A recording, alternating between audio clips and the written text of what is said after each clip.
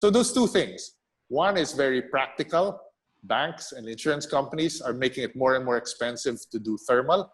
And two, very strategic, where you begin to think, does battery technology become so good that wind and solar become base load? And we think that second point will happen. That's why we're very focused all renewable energy going forward.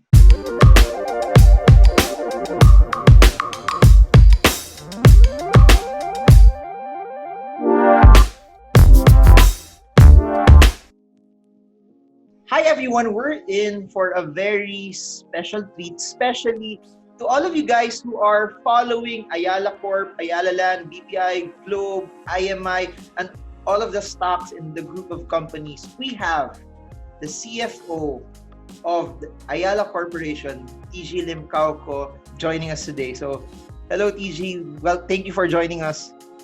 Hey Marvin, happy to be here. Happy to work with you and talk to your audience about where we're going in this crisis.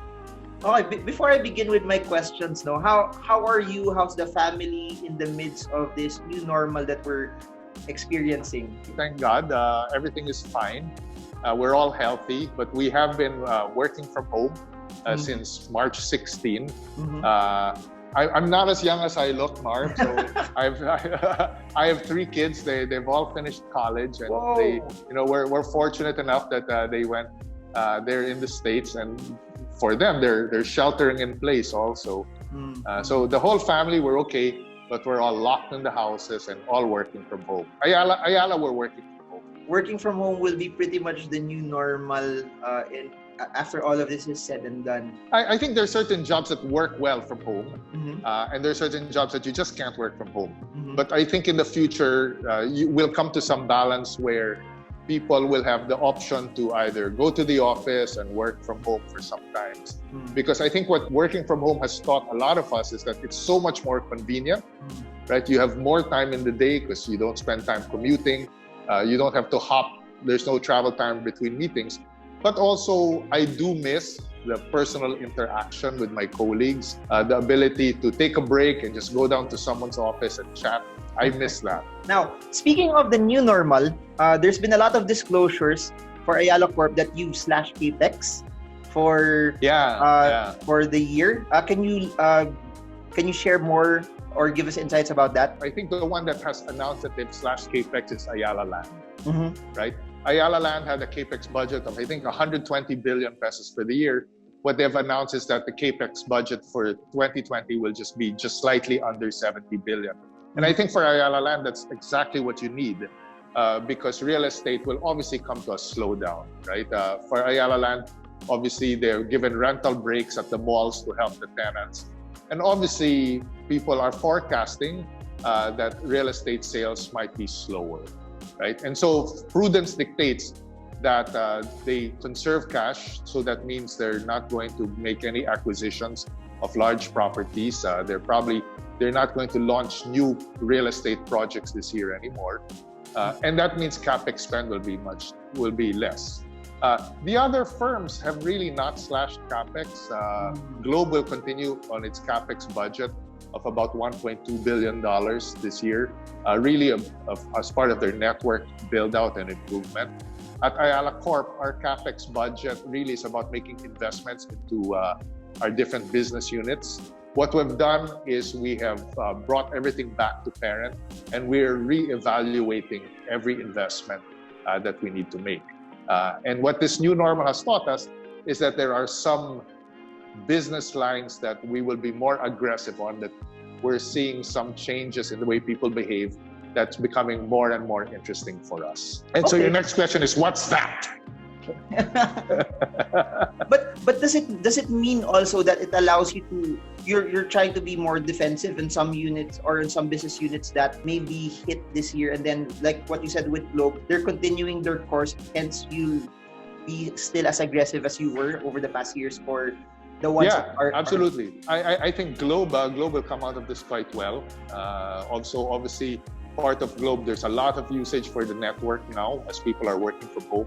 What we're seeing is that actually, right after we went into a lockdown, there was a very slight dip in usage and top-ups, but all of that has come back to normal already. In fact, Globe's home Wi-Fi product is now, I think, twice what it was previous to the lockdown. So a lot of people are using data now, and for obvious reasons. So Globe has to keep on improving and expanding its network as planned, and that was the plan for the $1.2 billion of capex for the year. For Ayala Land, it's just being prudent. If we see that the recovery is much faster than we thought, then they'll scale up. But right now, Ayala Land is saying that they want to exit the year 2020 with no incremental debt from 2019. So no additional borrowings for the year. Just being conservative. When all of this was happening, and people were speculating that what if a lot of businesses would close down and they can't pay their loans, and then there were a lot of questions from the viewers saying that would this cause a bubble in the property sector because there's inventory and there might not be people taking it up as well? Fact of the matter is, Marvin, before the ECQ, before the lockdown, inventory levels in the industry were quite low compared to historical levels, right? They were quite low. Typically, the industry would run at about 24 months inventory. And I think prior to ECQ, the industry was at about 16 to 18 months, so below normal already. What's happened, though, is I think you now have to look at the difference between now and, let's say, the 2008 crisis or the 1997 crisis. What's very different now is that interest rates are very low, right? So for the people who have bought properties as an investment, the cost of holding is not very hard because interest rates are low. Whereas in 1997, interest rates were quite high. And in fact, the BSP is trying to get everything for rates to even be lower. So you're seeing the cost of holding onto property as not being as high as it was before, and therefore less pressure for people to unload. I think even from the real estate companies, there's little pressure for them to unload because the real estate companies aren't levered at all. None of them went on an overly, over-levered position, too much borrow. Clearly, I think the market might be soft, but that doesn't necessarily mean a dramatic fall in prices. Okay. So to everyone watching, we're very, very far from what everyone's scared of, that there's a big crash or there's a bubble coming in also, or that may possibly happen. In terms of Ayala Corp, you mentioned about your capex. How do you see growth naman 2021, 2022 with all of this being factored in? Because no one at the end of 2019 expected this to happen. No one at the end of 2019 would have made the forecast that 90% of the economy would be closed at some point in 2020. All the economists are still arguing what 2020 will look like, right? People are saying 2020 will be -1%, -2% growth. I've seen forecasts that are saying it's going to be -7.5%, -10%. So it's all over the place. I think what we need to be very watchful about is how quickly do we recover. Because the drop in growth can be very sharp this year, but the recovery next year can also be quite strong. I've seen one forecast where they said, this year it will drop 7%, but next year it will go up 5%. But I would caution every investor that a drop of 7% this year and a rise of 5% next year means next year we're not even at the level of 2019. That's because -7 + 5 doesn't get you back to zero. We're still below 2019. I think people just have to be very aware of that we're probably not going to get back to our 2022 levels, to the 2019 levels until about 2022. Remittances could be down. All our brothers, all our fellow Filipinos who are coming back from overseas assignments, that's taking a toll on our remittances. There's an expectation that it will be lower by 20+%, so that will drastically hit consumption, that will hit... the remittances. Yeah, remittances. Yes. I think there's a big snowball effect when remittances are down because it hits people who want to buy cars, people who want to buy condos, people who want to spend on other discretionary items as well. Yes. I have an interesting question because I went out over the past 2 weeks to buy groceries, and what I saw was a shift also. Instead of just buying groceries, there were larger lines in hardwares, and other things that we don't normally expect na mas mahaba yung pila. Because of this whole lockdown and coronavirus issue, what do you think will be the sectors that will possibly thrive and the ones that will do bad for the next 1 or 2 years or so? We've now become more introspective, right? People are beginning to think about, what's my life about? What's important in my life? What's important in my community? I think the reasons, obviously, groceries are picking up is because people are buying essentials, right? But like hardware, I'm beginning to say, I'm spending much time at home, but how to make it worthwhile to my home. So people are doing home improvement. People are rediscovering simpler joys in life, right? You're beginning to put more focus on your hobbies. Like I'm a tech person. I've never spent so much more time on trying to buy gadgets or understand or invest in gadgets and learn new things. While work from home makes you more efficient, you seem to have some extra time because people are not commuting, right? And so they're spending that time on themselves. What's happened is people are finding that, hey, there's more to just the daily grind of work. What do you suggest, given that there's still a lot of uncertainties and a lot of unknowns over the next 1 or 2 years? Do you recommend that people try to at least save as much as they can right now first, given that we're still in the midst of uncertain times? Kabaliktad naman doon, if they try to save a lot, they don't spend, and the economy will become slower also. I think people first should look at their personal situations. If you are unsure about your future, if you are not as confident in your future, then I think you should definitely be saving. And saving means cutting unnecessary expenditures and parking it for a rainy day. And you can park it in an investment, you can park it in a bank, you can invest some of it in equities, but basically keep it there so that when you need it, you can take it, right? And savings is not bad because we have a market and the way to channel, as you save, someone takes your savings and invests that, right? And they will find their own market for it. So savings per se is not bad. There are people who will be confident about their futures and they will continue to spend. And people, investments will be made for that. And then the whole cycle will continue. But I don't think people should go out and spend unnecessarily if they're not confident about their futures. I think, to me, that's rule number 1 about personal finance. You should always take care of your future first. Always understand your situation and make the appropriate adjustments in your expenditures and in your savings behavior. I like what you said, that you do it based on your confidence level. It's not based on percentages, because I think we have different tolerances. Some people, they're okay with this much. Some people they're okay with this much of a buffer, and it's good to do it based on what you're comfortable in. We talked about Globe and we talked about Ayala. Since you mentioned about savings and you mentioned about banks, any insight on BPI, how they are in this whole pandemic as well? I think they're fine, Marvin, to be quite honest. I mean, the big banks will come out of this quite well. As the economy begins to hurt a little, you'll have some people who cannot pay the loans. But the beauty of the Philippine banking system, and I think the BSP must take credit from 1997, it's a very strong system. The banks are extremely well capitalized. And that's what keeps a bank. In fact, BPI raised capital in 2018. So their capital levels are at 16% when the required level is 10%. So it's a lot of capital that they have. And obviously during any crisis, confidence shifts, right, to the bigger banks.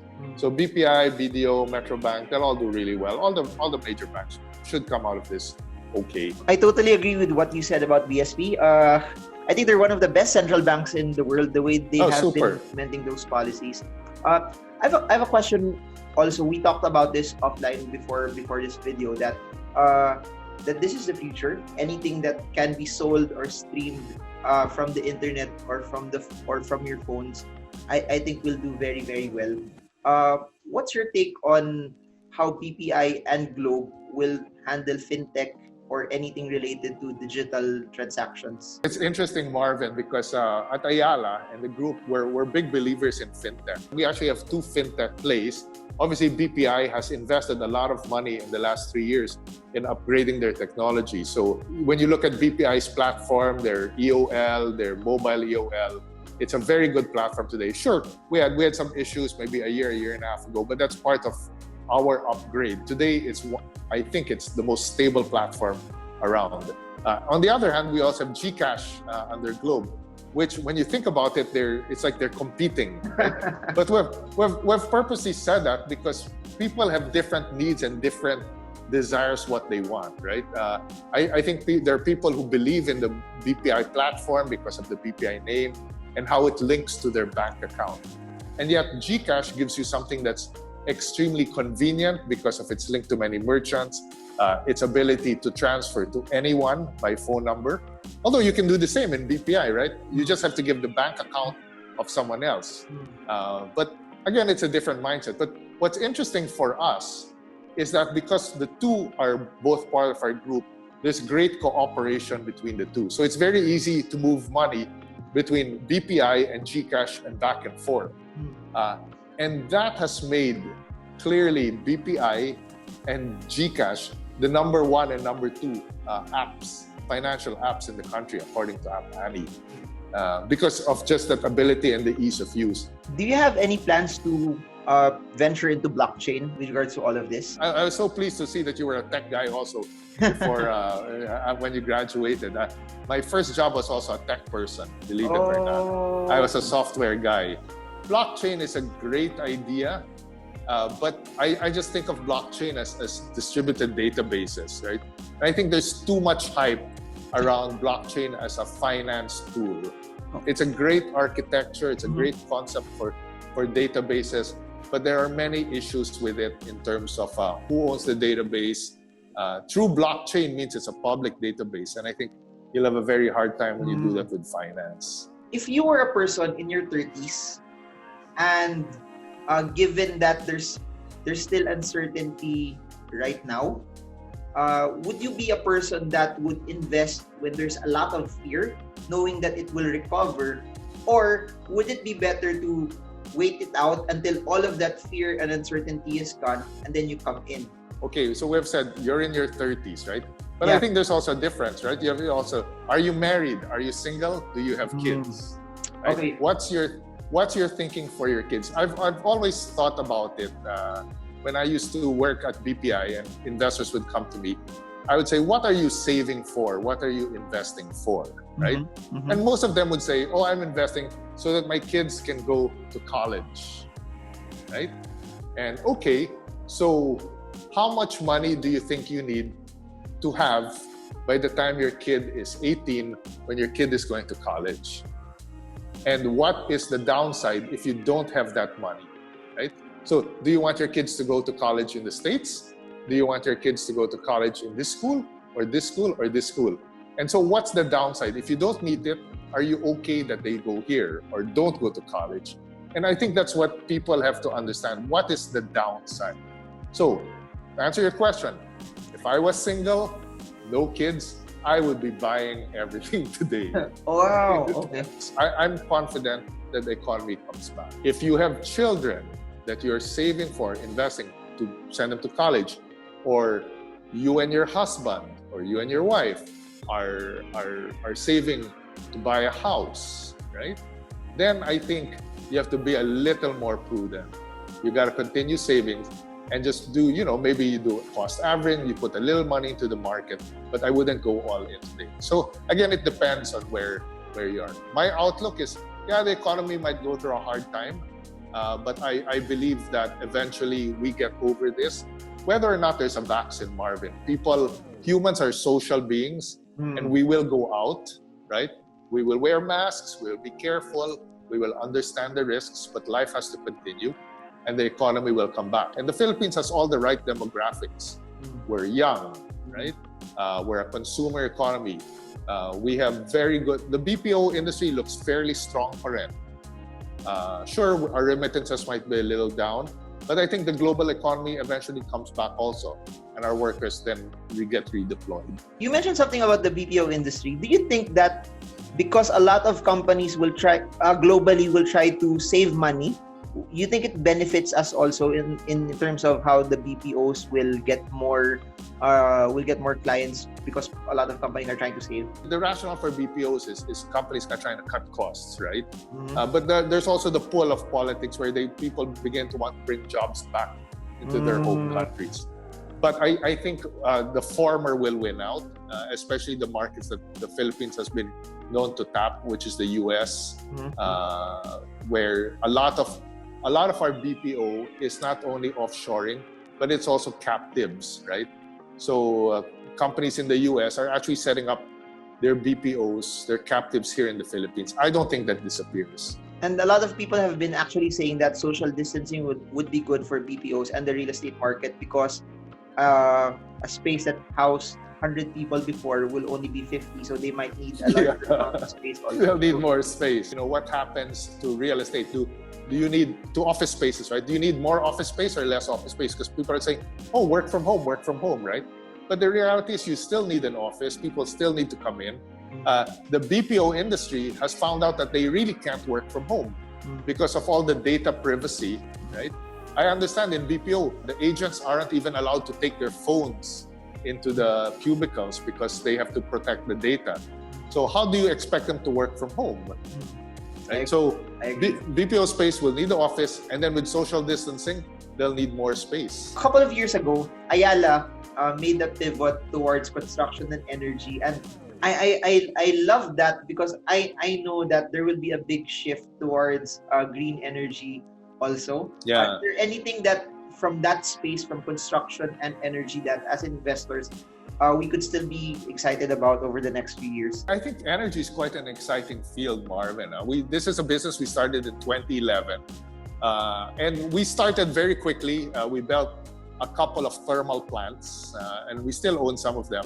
But towards last year, we made the decision that we would try to pivot AC Energy into a company that was very focused on renewable energy. So solar, wind, geothermal. And the reason for that is quite simple. It's not only good for climate change and for the earth, but we're seeing the whole world pivot to that. For example, banks and insurance companies, we're finding it harder and harder to deal with them when you want to talk about coal or thermal energy. The banks and the insurance companies don't want anything to do with it. Secondly, very strategically, we think battery technology will improve significantly. And therefore, once the battery technology comes to a certain portion, renewable energy like wind and solar can generate power, can get stored in batteries, and that energy can be used during the times when there is no wind or when there is no sun. And therefore, wind and solar become base load. So those two things. One is very practical. Banks and insurance companies are making it more and more expensive to do thermal. And two, very strategic, where you begin to think, does battery technology become so good that wind and solar become base load? And we think that second point will happen. That's why we're very focused all renewable energy going forward. IMI, how is it post US-China trade war issues from last year? IMI's had a little rough time, as you can imagine, because 50% of our business was focused on the auto. We are the 6th or 5th largest auto EMS in the world. We make all these parts for the cars that we sell to companies that they call Tier 1, that put them in systems, and then these Tier 1 companies sell them to the OEMs like Audi, Volkswagen, Porsche, Mercedes, right? Like some of our products are the mini cameras that go into the back and the front for safety. We do a lot of steering controls, braking controls. We've been very focused on safety and controls for the automobile. Towards the end of last year, the automobile industry began to hit a slump. So we've had a difficult time with IMI. Profitability has suffered. When this situation hit, our 3 Chinese plants had to shut down. Luckily now, all the 3 China plants are up and running. They're producing not only auto parts for China, but also telecom parts, 5G for China. Our Philippine plant under the ECQ and the MECQ were shut down. We're beginning to reopen. Our Mexico plant is closed, and obviously automobile demand remains soft. But our view here is that automobiles will eventually come back, maybe not in the same form as we saw them. We think automobiles will be more electricity-based. Electric vehicles will be assisted driving, autonomous driving. And therefore, the suppliers like the EMS that survive will have a lot of business going forward. So again, for us, it's about making sure that we get through this crisis and that when the economy turns globally, we're around, because all the small ones would have disappeared and we will have more market share. It's quite interesting also that one of our subsidiaries of IMI actually won the ventilator challenge in the UK. So they're now producing ventilators with a consortium that the NHS, the National Health Service in the UK, will be using. So quite a feat of engineering for a subsidiary of a Philippine company to be part of the winner of the ventilator challenge in the UK. And I think things like that, those that learn how to innovate and pivot at times like this, will be the ones who will come out running faster also. Those that get and find new ways of revenue. As I say, what you like to invest in is you need to invest in companies that are innovative, companies that have a good brand, companies that you know will survive. Because I think in a time like this, it's not about earnings, right? It's a time about, which company will be able to get through this crisis, because post-crisis, everyone will do well. Those who survive this crisis will do well, because so much liquidity has been injected into the system. So much. Right? If you were the person who would lose everything from this, because I've seen a lot of SMEs had zero sales throughout this lockdown, and if it was you, how would you recover? How would you pick up the pieces and then turn things around in your finances? Ako, rule number one always is realize that in your life there will be setbacks. From every setback, you must learn from it. What went wrong? What would you have done differently? What could you have done differently, right? Could you have foreseen it? I'll be the first to say, this crisis, no one could have foreseen it. But now that we're in it, right, look back and say, what could you have done differently? Could we have been more prudent about our spending back in March or in April, right?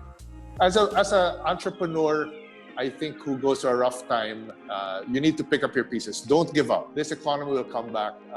Take whatever savings you have. Make sure your family's comfortable first.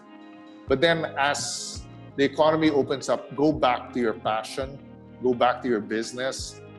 If you were doing well before, I guarantee you will do well when it opens up. Because people reward good work, good quality. Just do good work, right? And it will come back. Don't give up. I think one of the things that people will learn now is maybe don't borrow too much. Leverage is good to a certain extent, but in a time like this, it's best to be conservative, right? Make sure that when you borrow, it's an amount that you know you can repay when it's due. Never assume that you can roll over the loan, right? And that's why consumer loans are good, because consumer loans force you to pay every month to settle, right? But I think what it is stick to your passion. If you're an entrepreneur, stick to your passion. Do what excites you, because what excites you, you always do well, and you're always rewarded for doing a good job. Amazing. Just to put this to an end, any final words to investors watching this? Anything that you would want to leave with them? Marvin, I follow you. I watch your videos. I like your audience. They're an intelligent audience. I think let's not give up on our economy, on our country. We're a young country, so that's good for demographics. We had a strong economy before this crisis. Yes, we will get a hit, but we will come back strong. Our people are more educated than they've ever been before, right? Starting next year, we will have more people of working age than below working age and above working age. So all of a sudden, for the first time in many generations, we will have more people of working age than of not working age. So that's good for the economy. So as an investor, right, I would slowly be very careful. I would be investing in the market. And that's why I like your series and your YouTube channel, is because you stick to fundamentals, right? People should look at the fundamentals of each company. Look at the numbers. Don't get carried away by big moves in the market, by this day in and day trading. If you are investing in the market to build up a nest egg and for true investments, study the numbers, look at the fundamentals, deal with companies that you personally will buy their products, right?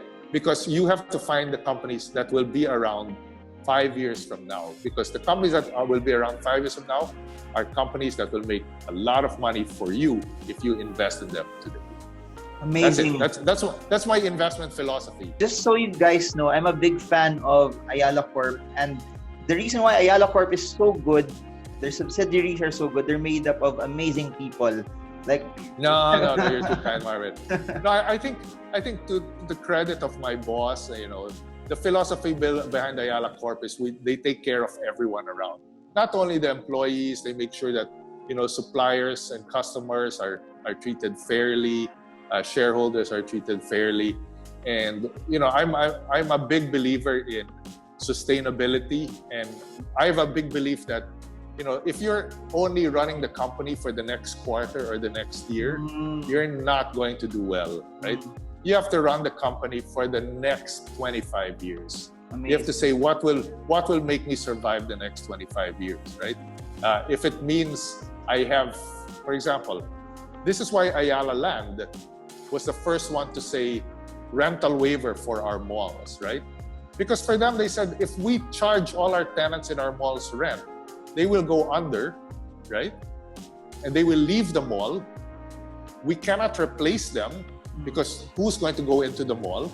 The mall will deteriorate because there'll be no tenants, and it will be bad for everyone.